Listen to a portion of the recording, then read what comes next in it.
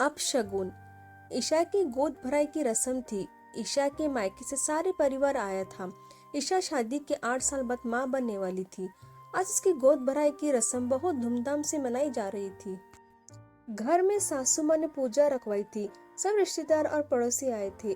पूजा और खाने के बाद गोद भराई का रस्म ईशा की माँ ईशा की भाभी को आगे नहीं आने दे रही थी।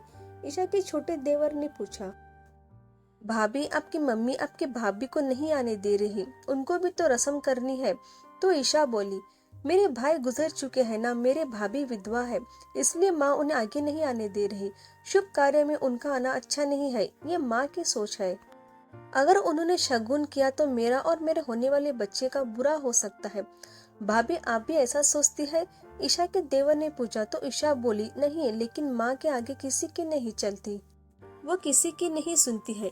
इतनी छोटी सी उम्र है भाभी की। शादी के 1 साल बाद भैया के दिल का दौरा आया तो मृत्यु हो गई। भाभी की तो शादी भी 18 साल में हो गई थी। ईशा के देवर ने ईशा की माँ के पास जाकर ईशा की भाभी की तरफ इशारा करते हुए कहा, इन्हें भी रस्म करने दीजिए। तो ईशा की माँ बोली, नहीं, ये शुभ कार्य नहीं कर सकती, अब शगुन हो सकता है।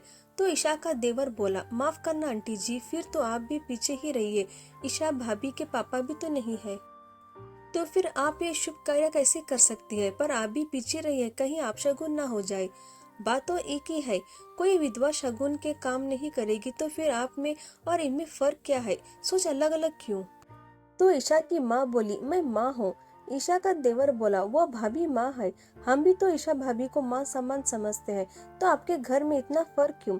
आज से ये मेरी बहन है, अगर मेरी बहन को आपके घर में कोई तकलीफ या दिक्कत हुई तो याद रखिएगा, आपकी बेटी मेरी भाभी भी है और इनके भविष्य का आपने आज तक नहीं सोचा, वो भी मैं सोचूंगा और इनकी शादी करवा के रहूंगा।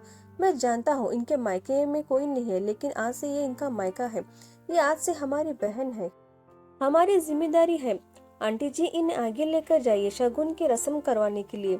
ईशा के देवर ने आगे बढ़कर ईशा की भाभी के सर पर आशीर्वाद का हाथ रख दिया और ईशा की भाभी आगे बढ़कर शगुन की रस्म अदा कर रही थी। ईशा भी खुश थी अपनी भाभी को खुश देखकर और अपने देवर को मन ही मन बहुत दुआएं दे रही थी और सोच रही थी कि माँ को पता नहीं कैसे मनाया होगा देवर ने।